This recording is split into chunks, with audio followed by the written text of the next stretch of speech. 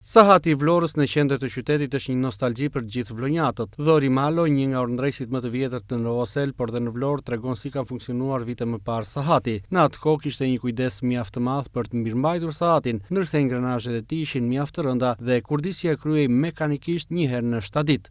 Malo tregon edhe faktin si ndihen nostalgjik për sahatin e vjetër. Pa kohë më parë ai u rregullua duke punuar për vetëm fare pak, ndërsa është për të ardhur keq që sot nuk funksionon sërish.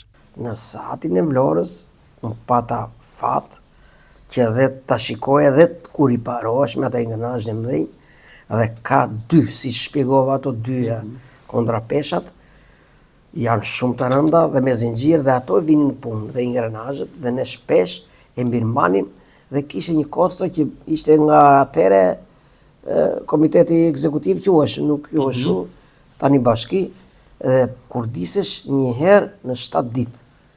Pastaj me një herë 7 ditë dhe vinim atje me ato dhe mirëmanim.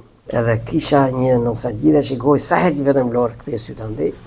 Më pas e mon këto firmat që vinë tani, nuk e di që është këta Galliu diku dhe përmjet aty bashkisë dhe e kthyen atë sahat. Nuk është më mekanike, e kthyen në elektronike atje, me sa di unë. Edhe ashtu vazhdoj ai stregon, mi po ishte një pasqyrë, ishte një relik, ishte një gjë e vjetër atë që të gjithë kishin atë, kanë atë, pavarësisht se kullat kanë hipur mbi të atje. Po ajo bësh, ishte gjë, monument kulture mund ta them unë, nuk e di si mund ta quani ju në gjuhën tuaj gazetareske, por ai sahat unë gjithmonë e shikoj dhe është për të dëshiruar. Dikur kam dëgjuar njerëz që e përdorin edhe si zgjim. U njoftonte zgjimin kur këmbonte. Ai atëre binte edhe gjysmët, binte edhe orët e plota. Edhe me gjithmend se unë kam bërë edhe gjimnaz atje, në atë në afër dhe kur e dëgjojmë 12 me 1 natës, që po shora atje edhe ishte një kamban shumë e lezetshme, shumë tingëllonte edhe zgjim.